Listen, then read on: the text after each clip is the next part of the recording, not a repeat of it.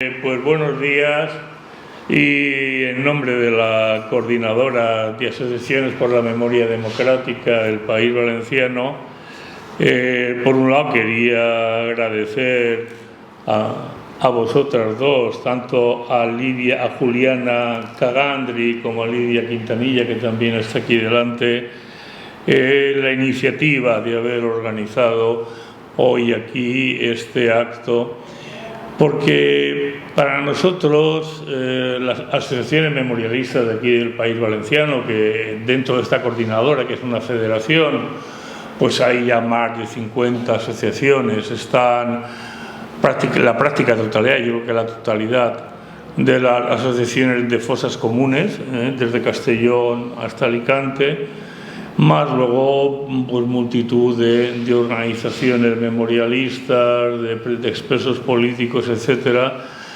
y llevamos adelante una gran labor, que ahora después hablaré un poco de ello sin extenderme mucho, pero yo siempre digo una cosa cuando surge el tema de Argentina, ¿no? Y es que aquí en España, aparte del típico, dejando ya de banda el típico chauvinismo español, ¿no?, yo creo que en muchos temas, no, pero en temas de derechos humanos y en temas de memoria democrática hay mucho que aprender, tanto de Argentina como de otros países de América, puede ser Colombia o pueden ser otros, y en ese sentido siempre prestamos atención e interés en difundir y en participar en todo lo que podamos en la que ha sido la lucha del pueblo argentino y de sus asociaciones de memoria para avanzar en la recuperación de todos aquellos miles de asesinados, desaparecidos, el caso también de los bebés robados, y es un ejemplo, repito, luego nos hablarás tú largo y tendido, ¿no?, de todo ello, de cómo allá se ha cerrado, o está cerrándose, porque nunca se cierran definitivamente estas etapas, pero ya se ha avanzado mucho, sobre todo en todo lo relativo, no tan solo a la verdad sino a la reparación y a la justicia, que son dos asignaturas que tenemos aquí y seguimos teniendo pendientes. Y es precisamente en este caso, ¿no?, de nuestra lucha por la justicia, en España, pues a raíz fue en 2010, se puso en marcha ya en el juzgado de lo penal número 1 del Tribunal de Buenos Aires, con la jueza María Servini de Cubría, lo que acá llamamos la querella argentina, que es la única querella que hay abierta a nivel internacional para juzgar y arrojar verdad jurídica sobre la multitud de crímenes de lesa humanidad que cometió aquella feroz dictadura, la dictadura franquista, que es un dato que mucha gente apenas cuando lo dice pues no lo terminan se sorprende, ¿no?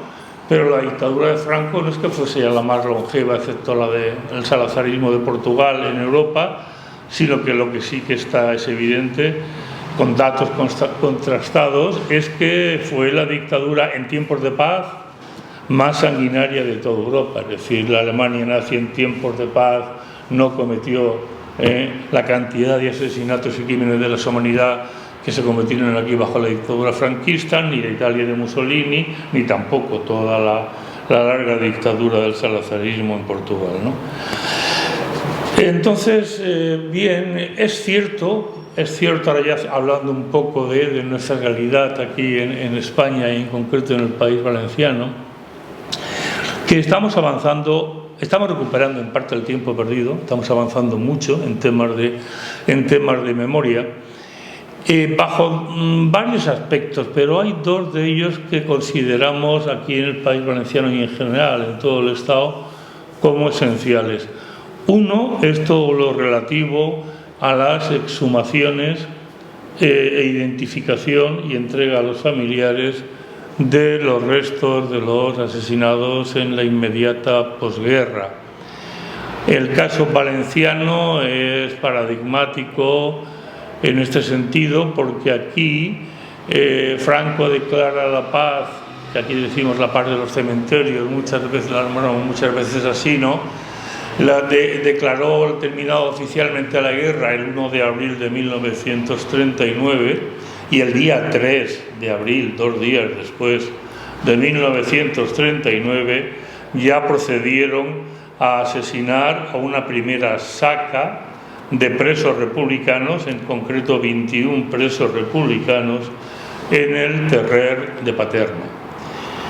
Paterna es el segundo lugar de fusilamiento en tiempos de paz, después del cementerio del Este de Madrid, con mayor número de ejecutados. Aquí en Paterna son 2.238, 20 de ellas, o quizá 21, aún está un poco en duda esta última, son mujeres, el resto son hombres, y en Madrid creo que son 2.935 o 37. Es decir, no llegan a 3.000, pero están también muy próximos a 3.000. Y en estos 4 años, y anteriormente ya en la legislatura anterior, desde la Diputación de Valencia y actualmente ya en esta legislatura, la segunda legislatura del Botanic, en cuanto a exhumaciones se ha avanzado muchísimo. En Paterna, a día de hoy, está ya exhumado en torno al 70-75% de lo que tenemos constancia, y se han entregado un total, pues hombre, el porcentaje de identificados por ADN, porque aquí tenemos un banco de ADN que se ha puesto en marcha también recientemente. Entonces los familiares van allá, entregan muestras, luego se cotejan y salen y dan los resultados a la luz. Hay 2 problemas para la identificación. Uno es que han pasado muchísimos años, 83, 84, 82, depende de cada fosa y cada saca. Y claro, el tiempo, el estado de conservación ha hecho que el tiempo vaya degradando mucho el estado de estos restos óseos. Eso por un lado. Y luego, por otro lado, es que pues, cada fosa tiene una asociación de familiares, pero si, por ejemplo, según registros y datos para proceder a la exhumación, pues por sacar un porcentaje, si hay 100 asesinados en esa fosa, pues la asociación de familiares, en el mejor de los casos, son 50, 60, 70, así que también hay un porcentaje, a veces más alto, a veces menos, pero siempre muy significativo, de familiares que no están localizados, con lo cual no hay muestras de ADN para poder contrastarlos y llegar a su identificación. Por eso se van a empezar ya en breve las obras, en unos días, en el cementerio de Paterna, para construir un memorial con columbarios en forma de una ágora, una plaza pública y con un centro de interpretación, y entonces allá irán identificados con un código QR todos los restos que no se han podido identificar hasta ahora, serán depositados allá con todos los datos, repito, para que en su día, pues conforme vayan apareciendo familiares y también mejorando las técnicas de identificación por ADN, de identificación secuencial, etcétera, ¿no? Pues se pueda llegar a un avance sustancial en la identificación de los restos. Esto mismo este memorial también está ya construyéndose en marcha en Castellón, se hará otro en Alicante y en otros cementerios para ir solucionando este problema y también para dejar constancia de lo que allí ocurrió, ¿no? Que es muy importante que un lugar del horror, del terror, de la represión franquista, pues se hacen las exhumaciones y aquello pues desaparece y se ha borrado, ¿no? Hay que dejar constancia, ¿no?, de lo que ocurrió. En el capítulo de la justicia, hablando de exhumaciones, es en el que aquí en España estamos mucho más atrasados, porque pese incluso a esta segunda ley que ha salido ahora, recientemente aprobada, estaba primero la ley que llamábamos de Zapatero de 2007 y ahora está esta otra del actual gobierno. Sí es cierto que se avanza mucho en materia de educación, en materia de verdad, en materia de homenajes, de reconocimientos, de la tipificación de la víctima. Es decir, ahí se avanza muchísimo, sustancialmente, pero en tema de justicia seguimos estancados porque La ley de amnistía no ha sido modificada y la ley de amnistía se sigue interpretando aquí en España en contra del derecho internacional humanitario, se sigue identificando como una ley de punto final, cosa que en Argentina superasteis y aquí no. Aquí sigue empecinada la judicatura española, y en este caso también el Parlamento español, en no modificar esa ley. Entonces es interpretada esa ley por la judicatura española como que cerró aquella etapa. Y luego utilizan otro argumento baladí, que es que es en el año 2004 cuando se incorpora a nuestro Código Penal la prevalencia del derecho internacional humanitario que está recogido en la Constitución por otra parte, pero no está. Es decir, aquí claro, buscan siempre mil argumentos y argucias para esquivar y sortear la justicia, ¿no? Y no estaba en el Código Penal nuestro. En el 2004 se incorporó y entonces el Tribunal Supremo dice que, ateniéndose al principio de legalidad y seguridad jurídica, pues que los crímenes de lesa humanidad podrán ser juzgados en España cuando se hayan cometido a partir de 2004, es decir, a buenas horas mangas verdes, ¿no? Cuando de hecho, pues repetimos, la jurisdicción internacional, lo que dice es lo contrario, es decir, que tanto si está escrito como si no, ese derecho, esa legislación, ese derecho existe y ha de ser aplicado. Si no, por ejemplo, no habrían tenido lugar los juicios de Nuremberg cuando no había ningún tipo de legislación internacional que los amparase. Pero es que el derecho humanitario es algo tan simple como decir que asesinar, y más por parte del Estado, el delito de genocidio, el delito de lesa humanidad, los delitos de crímenes de guerra, eso se sabe de siempre que son crímenes. Y tienen además la tipificación de que no prescriben, ¿no? Porque ellos también dicen, los jueces españoles, en el caso de Paterna siempre presentamos denuncia cuando exhumamos, vamos a los juzgados y nos dicen la ley de amnistía, el año 2004, y que además aquellos asesinados y asesinadas, pues que como fueron en el año 39, 40, 41, 42, han pasado más de 20 años. Y que es decir, los consideran, los tipifican como crímenes comunes, crímenes de delitos comunes, no como crímenes de lesa humanidad. Entonces, repito, ahí hay mucho que aprender, hay mucho que avanzar y Argentina en ese sentido es un gran ejemplo. Y luego el otro gran frente de actividad que desarrollamos, aparte de conferencias, charlas, actos, homenajes, pero un eje central de nuestra actividad es la educación, la memoria en la educación. Hemos conseguido también que tanto la ley estatal que se ha aprobado este año 2022 a finales, como nuestra ley de memoria democrática, que es del año de noviembre del 17, reconocen nominalmente la importancia y que hay que llevar lo que es el conocimiento y el estudio de la memoria democrática antifascista al currículum escolar, al currículum académico y al currículum escolar. Bien, eso lo que pasa es que no está aplicándose, queda al albur y a la iniciativa de los departamentos de historia o de lengua o de filosofía o del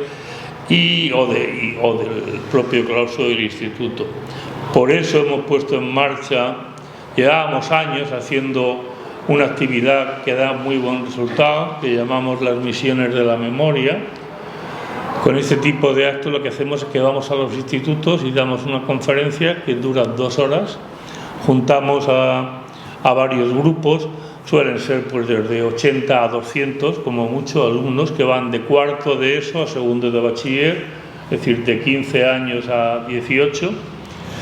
Y hay 4 partes. Una primera parte, los arqueólogos forenses que están haciendo procesos de exhumaciones, o de Castellón, o de Valencia, o de Alicante, proyectan imágenes y explican todas las imágenes y cómo eso documenta crímenes de lesa humanidad, en qué circunstancias se cometieron, cómo se cometieron, por todas las pruebas forenses que aparecen, que son evidentes. Eso impacta muchísimo al alumnado. Y aparte también tiene otro aspecto, que están saliendo de ahí muchos alumnos que están haciendo historia con la idea de hacer arqueología, porque ven el interés y que es una actividad no solamente ya, digamos, humanista, teórica, sino también con un contenido práctico y científico, concreto, tangible, material, ¿no? de lo que es toda la arqueología forense y demás.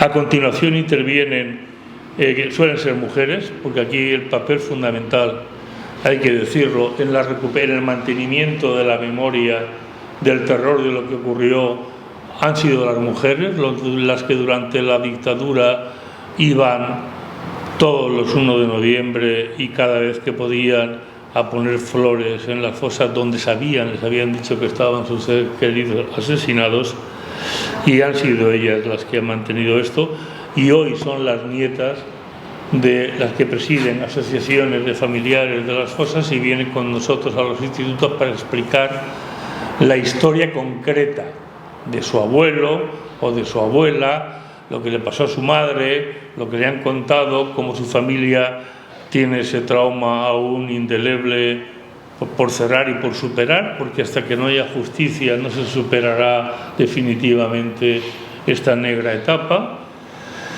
Y luego a continuación intervenimos los presos del tardofranquismo, que somos los que quedamos vivos. Aquí el tardofranquismo lo llamamos al periodo que va históricamente del año 69 hasta la muerte del dictador o hasta la aprobación de la Constitución, pero luego también está la transición.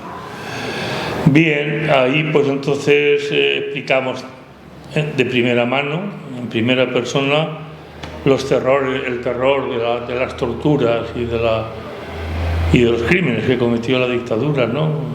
Por ejemplo, contra 5 compañeros míos, el famoso último asesinato del franquismo el 27 de septiembre de 1975, cuando el dictador murió el 20 de noviembre, ¿no? Con lo cual al alumnado le damos una visión de que esta dictadura entró asesinando y salió asesinando. Es decir, fue una dictadura que nunca dejó de utilizar el terror y la represión como instrumento de poder y de gobierno para atemorizar a la población y mantener sus privilegios económicos también en gran parte en el poder. Y bueno, pues ahí estamos avanzando, repito, en esto, hacemos nosotros lo que podemos, que es mucho, para nosotros es muchísimo, pero no deja de ser un trabajo de la sociedad civil.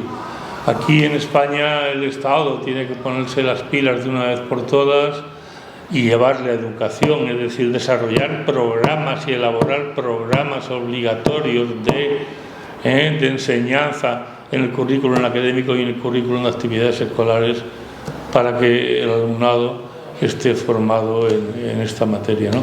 Bueno, y luego si queréis y aparecen más cosas y preguntas y tal, pues ya hablamos, porque si no podríamos estar aquí hablando y el objeto de hoy es tu explicación y lo que nos pongas en conocimiento, ¿no? Bueno, gracias por la invitación y gracias por esta introducción que en realidad nos muestra todas las semejanzas que tiene la historia española con la historia argentina en este momento y bueno, en qué cosas nos podemos diferenciar, que era esto que usted decía, que era el orgullo. Nosotros empezamos con algo que sí ya tenemos. En la educación argentina existe este hito que es la recuperación de la memoria. Nosotros tenemos temas puntuales que tienen que ver con derechos humanos, habla de la dictadura y habla puntualmente de esta dictadura cívico-militar con cierta participación de la Iglesia que tuvimos en Argentina. Y en ahí me parece que tenemos muchas semejanzas. Nuestro caso empieza en el 2003, pero yo antes quería leerles, para que veamos lo común que tenemos, el último párrafo de la poesía que escribe Éric Domer, hermano de Yves, cuando el equipo argentino de antropología forense ya le dice esas 3 palabras mágicas, encontramos a Yves. Él escribe un poema que se llama Huesos desnudos, y esto es común, y termina así, dice: te arropo, te vuelvo a desvestir y te llevo conmigo. Hermano, amigo, compañero, juntos partamos en busca de más huesos desnudos que quedan tantos por hallar. Y me parecía que era interesante empezar con esto porque son esos huesos desnudos los que nos convocan hoy acá. Y paso a contarles un poco cómo fue nuestro trabajo de investigación y por qué iniciamos. Bueno, yo vivo en una localidad muy chica, muy pequeña, como se dice acá, en la provincia de Santa Fe, que se llama Melincué. Tiene actualmente 2.500 habitantes. Poco, nada. En el 76 aparecen dos cuerpos tirados a la banquina de una ruta entre Melincué y otro pueblo que es más pequeño todavía, que es Carreras. El campesino encuentra estos cuerpos y ahí comienza lo que nosotros decimos esa cadena de solidaridades. ¿Por qué? Porque este campesino hace una denuncia al juzgado, plena dictadura, al comisario, el comisario lo denuncia al juzgado, el juzgado hace un expediente, este expediente que es NN masculino, muerte violenta, NN femenino, muerte violenta. Inician un cuerpo, el cuerpo del expediente es muy importante porque el sumariante entiende que esto es producto de la dictadura, que estos cuerpos no responden a gente de la zona, y comienza a hacer un trabajo de investigación. De hecho, el saco que tenía el masculino, este saco, una chaqueta como le dicen ustedes, comienzan a investigar y las produce un sastre, acá el sastre existe, que es de una localidad cercana, también va a declarar y coteja esta chaqueta y dice, sí, esto lo hice yo, pero no a esta persona. Pero se empiezan a hilar otros casos. Ese expediente queda desde Santa Fe, el Poder Judicial convoca para que estos expedientes sean remitidos a Santa Fe antes del paso a la democracia, evidentemente para ser quemados, porque este es algo que queda. Cuando uno analiza por qué hablamos de genocidio, el genocidio, una de las características que tiene es esto, no dejar pruebas. Por eso estos enterramientos comunes, ¿no? Siempre culpar al otro, y esta prueba, este expediente era una prueba en este caso, y ¿cuántos habrán quemado? Bueno, Jorge Basuino, que es el sumariante, guarda el expediente y lo guarda, no solamente que lo guarda, sino que lo resguarda por el resto de la historia, porque alguien en algún momento iba a hacer algo. Llega la democracia, ese expediente fotocopiado, llevado a la CONADEP, no obtenemos datos, se llevan las huellas dactilares al equipo de antropología forense, se cotejan y no hay datos. Acá viene otra pregunta que después el equipo se hace. Primero porque los ejecutores de la dictadura, de este terrorismo de Estado, nunca pensaron que la ciencia iba a avanzar tanto y que las ciencias duras y blandas se iban a acercar en un punto y nos iban a permitir a nosotros lograr el ADN, el 99,9%. Y por otro lado, lo que sí hace la dictadura también, algunos de los responsables, es entremezclar todas esas huellas dactilares, cosa que cuando uno fuese con un nombre probable, con una hipótesis probable, nunca diese el resultado favorable en el expediente que está guardado por la identificación que se hizo en su momento, lo que podría haber sido la libreta de enrolamiento o la libreta cívica. Entonces las huellas no daban. Nosotros empezamos un trabajo en el 2003. Viene Estela de Carlotto, que es muy conocida, es abuela de Plaza de Mayo, que lleva adelante un trabajo para tenerle orgullo argentino en el trabajo que vienen haciendo, porque son las que nos impulsan y que siguen impulsando, y fueron las que impulsan el tema del ADN, el tema del índice de abuelidad, la búsqueda de nietos. Viene Estela de Carlotto y Buscarita Roa a una localidad muy cerca que está en Melincué, que es la localidad de Firmata, a inaugurar un centro cultural, un paseo cultural que se llama Rodolfo Walsh. Nos invitan a la escuela de Firmat y invitan a la escuela de Melingüe. Entonces ahí fue cuando convoco a los alumnos y le cuento esta historia de lo que había pasado en el 76. Y acá viene esto otro que por ahí tiene que ver con España. La escuela estaba involucrada. También nos dicen a los docentes que damos historia o lo que puede ser educación cívica, formación ética, que nosotros siempre atacamos o comenzamos a hacer trabajos de investigación con hipótesis que tienen que ver con las consecuencias. Bien. ¿Sí? Artificiado. Claro. ¿Cuál es en el aula? La situación es que nuestros alumnos, y lo mismo les pasa a ustedes, no vivieron esa dictadura. Entonces lo que ven es la consecuencia de esa dictadura. Entonces a partir de esa consecuencia podemos reconstruir ese pasado histórico que tenemos. Ustedes lo reconstruyen a partir del testimonio de nietos. Nosotros lo reconstruimos con situaciones concretas y muchas veces también con el testimonio. Así empezamos con una consecuencia. Entonces yo les cuento que en Melingüe, en nuestro cementerio, teníamos 2 cuerpos, NN, enterrados, que había un expediente. ¿NN qué es exactamente? ¿NN qué es? ¿Esas siglas qué? Esa sigla significa no name, no nombre. Ah, no nombre, no name. No nombre, no name.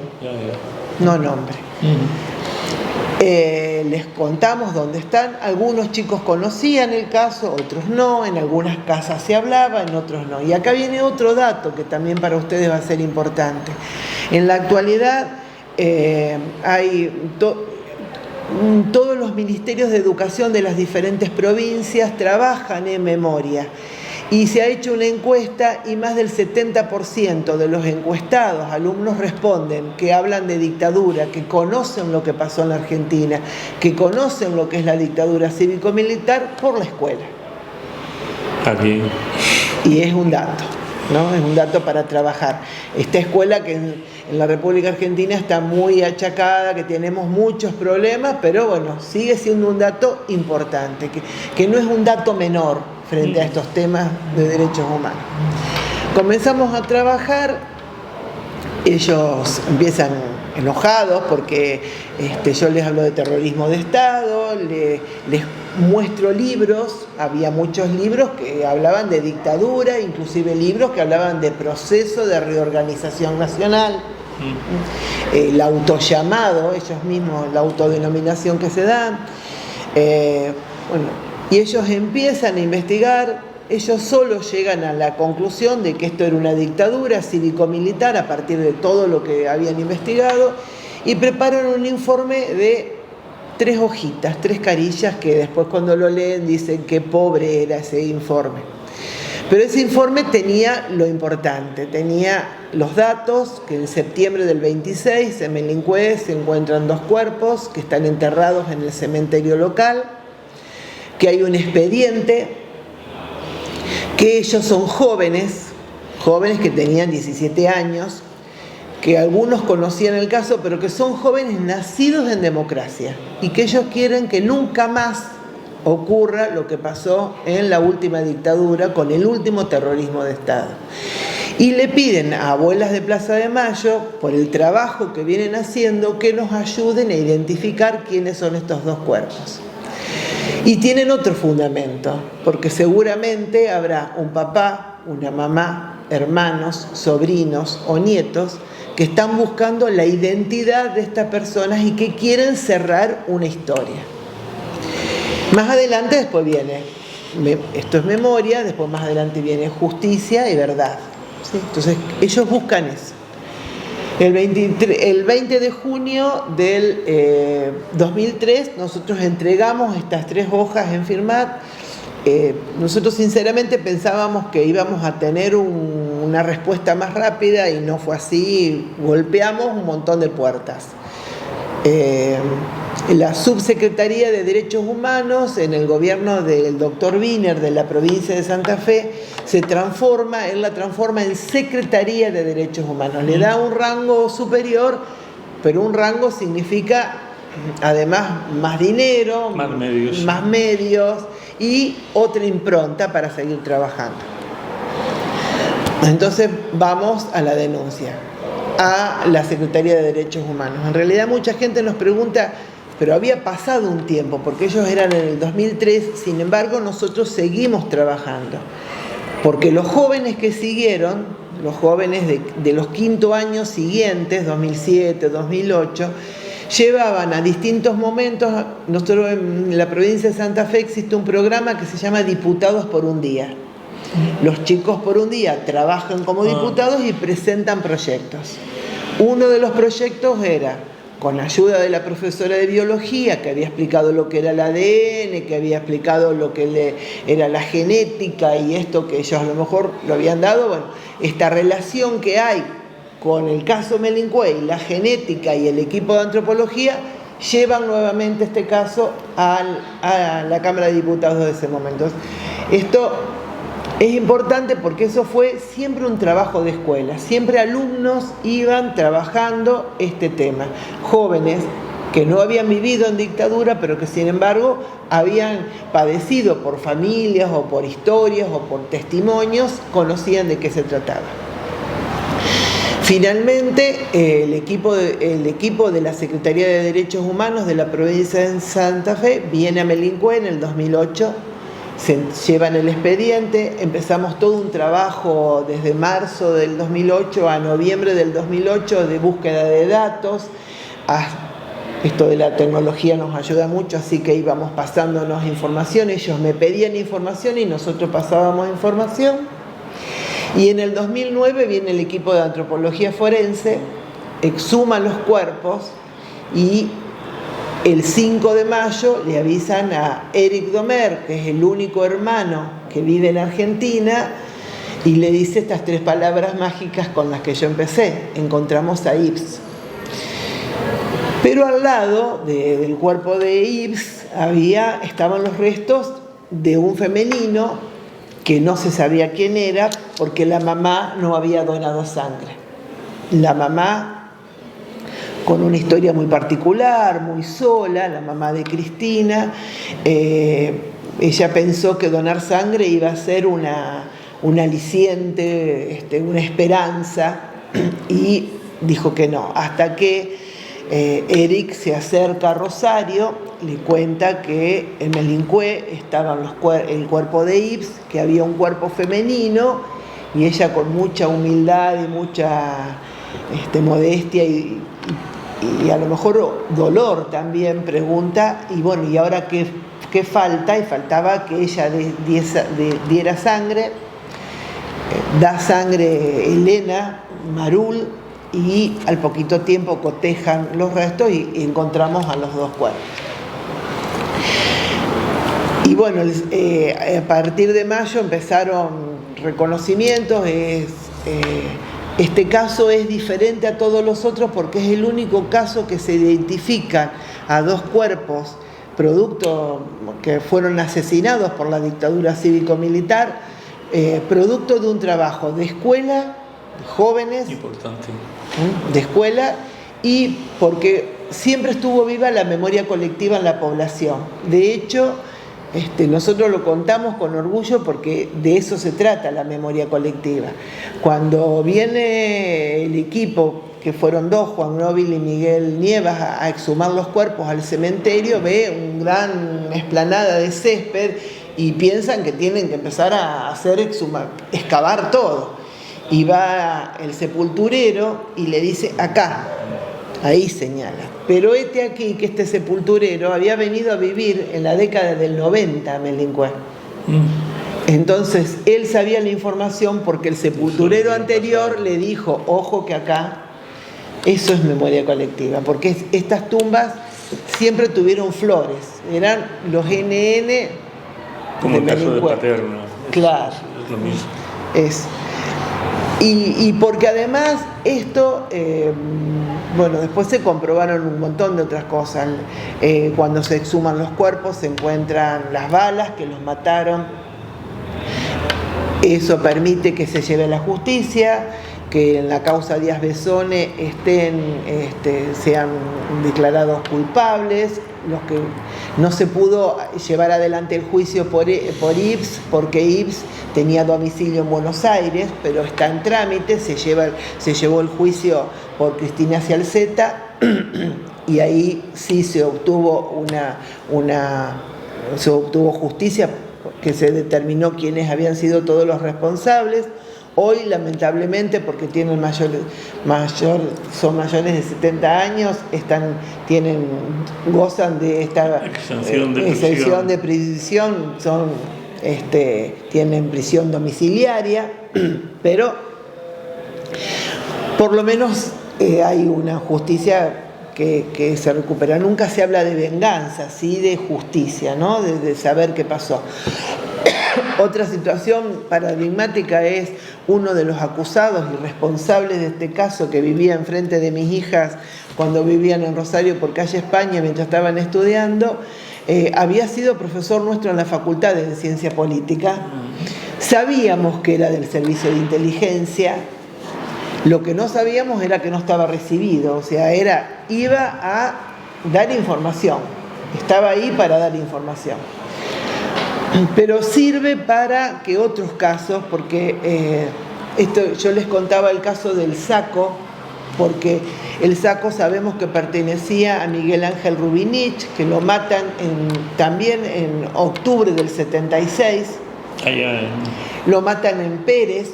Estuvo mucho tiempo como NN en el cementerio de La Piedad, en Rosario, pero al saber que el Saco era de Rubinich, ambas familias se ponen de acuerdo. La familia asiste a Melincué, ellos comparten una jornada que tuvimos con la presentación de una película y entienden esto de que la identificación, que el donar sangre genera alivio a la familia y que puede cerrar una historia. Y él fue el hermano de Miguel Ángel esa tarde a Melincué, vuelve a su localidad de origen y lo charlan con la familia y le dice que tienen que dar sangre. A los 2 meses logran la identificación. Y esto es, ¿no? Esta memoria que nosotros vamos y este relato que vamos haciendo le permite a esas familias que pensaron que con el ocultar, el callar, y bueno, ya pasó, son cosas del pasado, que estaban en el pasado, y no, hay situaciones de dolores que no se cierran. Y que a lo mejor lo cierran los padres o los hijos, pero no los nietos, ¿no? Entonces, donar sangre, y como dice Eric, te dono 6 gotas de mi sangre en este poema, permite esto que es el alivio. Y el que ha estado con familiares, vos sabés, porque para mí el alivio era una palabra. Y cuando Eric me decía, no, ustedes tienen que pensar el alivio que generaron, pero cuando vos estás con la familia, sobre todo, por ejemplo, con el caso de la mamá de Cristina, que era una mujer sola, no tenía otra hija, Cristina era única hija, y con la familia de Ives, que eran 9 hermanos, y que todos estaban esperando que llegue ese momento para poder hablar de la historia, vos te das cuenta que lo que significa el alivio y cómo ellos pueden comenzar a hablar de esta situación que vivieron. Y bueno, vamos por más huesos desnudos, de eso se trata, ¿sí? Nosotros contamos con un equipo de antropología forense. De hecho, yo antes de venir para España, esa semana previa al 24 de marzo, por ahí me invitan a las escuelas para seguir hablando del tema, para contarles que se trata el tema, y aparecen 2 casos cercanos. Una nena que me dice: tengo una tía abuela desaparecida y nunca dimos sangre, una nena de 10, 12 años. Y por el otro lado, en una charla que era para alumnos de escuela secundaria y para público en general, una enfermera dice: acá tuvimos el caso. Entonces, con el equipo con el que estamos permanentemente en contacto, estuvimos pensando, en mayo se va a hacer una nueva convocatoria para toda la zona, para que vayan a donar sangre a aquellos que tienen familiares desaparecidos. Y así es. Aquí estamos ahora por establecer un diálogo, precisamente lo que tú dices de las muestras de ADN, de sangre en tu caso. Aquí ahora se ha lanzado también porque en las fosas están las asociaciones con los familiares, sí que participan en el proceso, y está el banco de ADN ahí, bien. Pero había un grave problema aquí del que no lo había tocado antes, y que en Argentina también lo tenéis, que son los bebés robados, los bebés desaparecidos, sí, ¿no? Que llamamos aquí. Y entonces, recientemente se han encontrado por primera vez ya el caso de dos descendientes. Se ha podido localizar a la familia biológica por el banco de ADN, claro, y pruebas de ADN. Y se está lanzando, que por lo que lo decía, una campaña pública desde la Generalitat, el gobierno del país valenciano, una campaña pública de llamar a la población, a aquellos que piensen que sus padres biológicos no son sus padres y que no está la historia clara, y que tengan interés en localizar, a hacer estas pruebas. Y eso es muy importante, sí, allí y aquí. Esa campaña se sigue haciendo. Nosotros, inclusive, como trabajábamos en la escuela de Melincué, trabajábamos permanentemente con el tema de derechos humanos, la identidad, las consecuencias que tuvo la dictadura cívico-militar. No solamente conmemorábamos el 24 de marzo, mucho antes que fuese feriado, inclusive, porque de hecho el Día de la Memoria. El Día de la Memoria por la Verdad y la Justicia. Hubo un acto aquí en Valencia, sí, ese día. Bueno, nosotros lo conmemorábamos mucho antes de que fuese un día establecido por ley. Y también tenemos una semana que es la semana, en octubre, el 23 de octubre es el Día de la Identidad, es un día del nieto recuperado. La escuela también durante mucho tiempo hizo un trabajo de lo que es la Semana por la Identidad. Entonces, los chicos con la profesora de lengua, y vuelve la escuela a trabajar, alumnos de que en ese tiempo, en tercer año de allá son 14, 15 años, 15, 16 años, trabajan en lengua y literatura con textos, y ellos elaboran su obra de teatro y la representan. Entonces invitamos a todas las escuelas de la zona que pueden presentar una obra. A veces trabajan con un texto y rearman el texto y lo presentan como obra de teatro. En otras escuelas han hecho eso. Y eso invita a la comunidad a que, si tienen duda respecto a la identidad que tienen, y hablamos de un rango, chicos que nacieron en el 76 hasta el 83 y tienen identidad, que vayan a Abuelas de Plaza de Mayo, que hagan, porque es un trabajo muy minucioso, muy respetuoso, y porque habla de la formación subjetiva de la persona, quién sos, ¿no? Y inclusive ellos han tenido la oportunidad en nuestras escuelas de tener el testimonio de nietos recuperados que han recuperado su identidad, nietos que no fueron apropiados, sino que fueron adoptados legalmente, donde los padres adoptivos acompañan en esta recuperación de identidad y los acompañan y siguen siendo. Siempre contamos el caso de Sabrina Bullino, que su mamá es Negro Valenzuela. Ella, su apellido originario sería Negro Valenzuela, que cuando empieza toda la campaña para ver quiénes son los posibles nietos a recuperar, ella le dice: che, pa, yo no seré hija de desaparecidos. Y el padre le dice: pero no, Sabri, nosotros hicimos todo legal. Y sin embargo era hija de desaparecidos.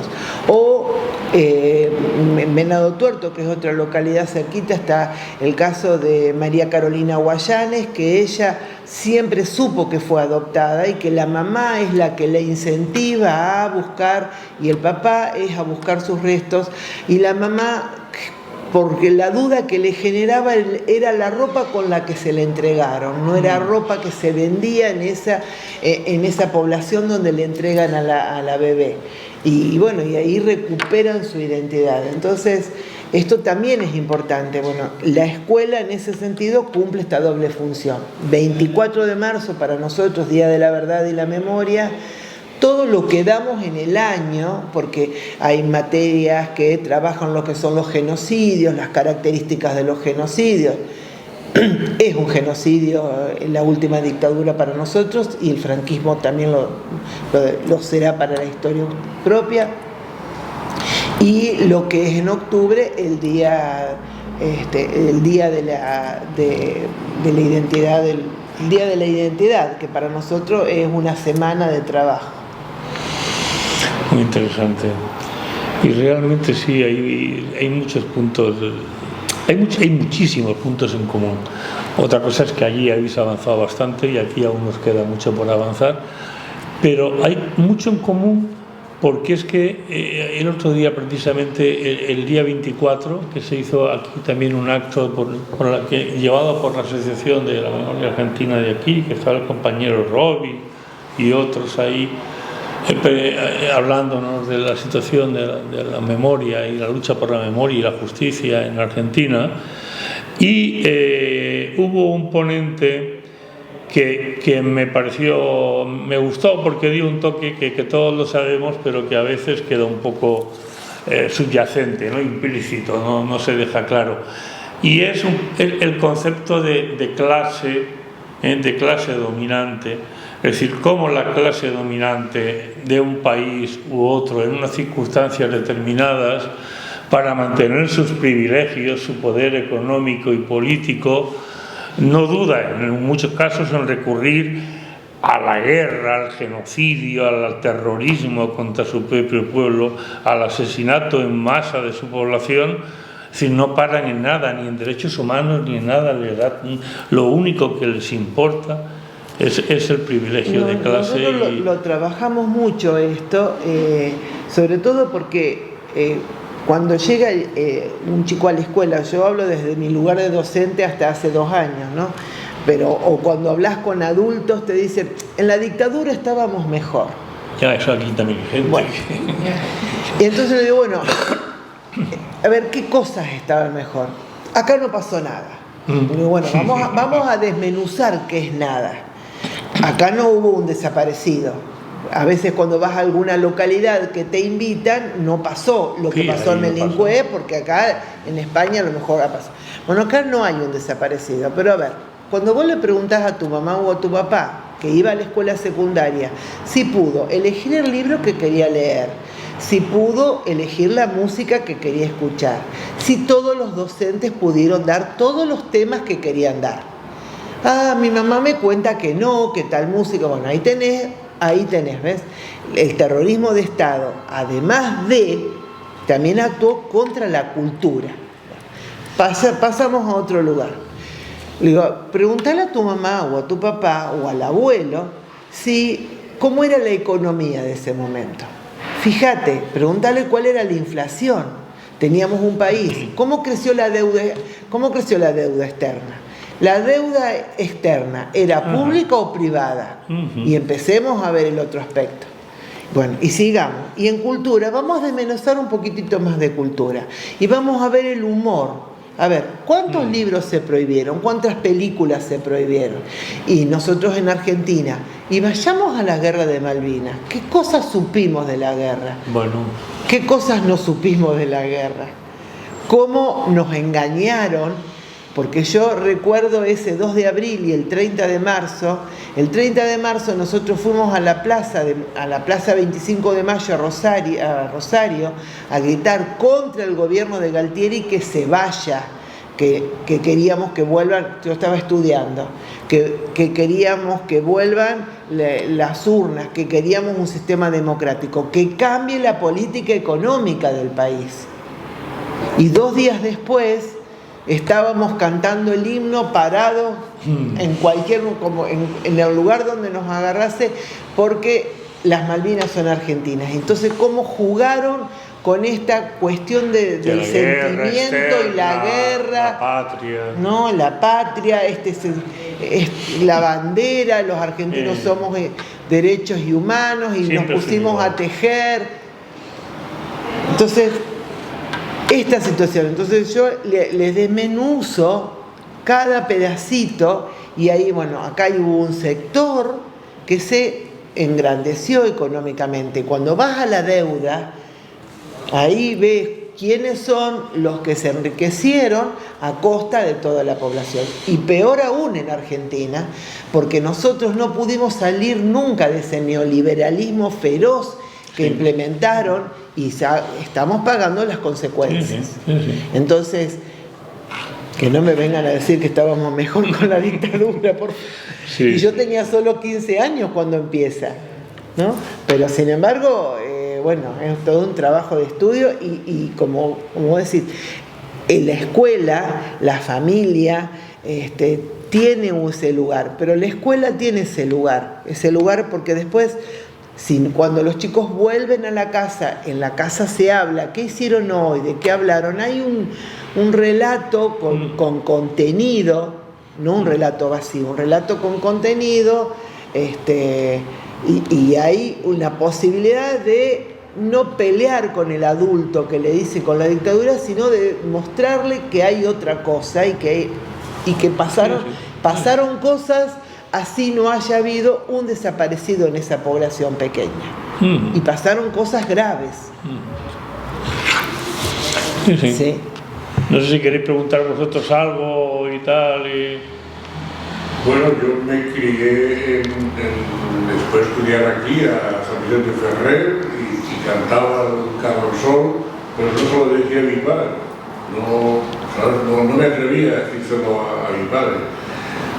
Pero mi padre estuvo aquí represaliado, estuvo 7 años en la cárcel de Monte Olivete. Claro.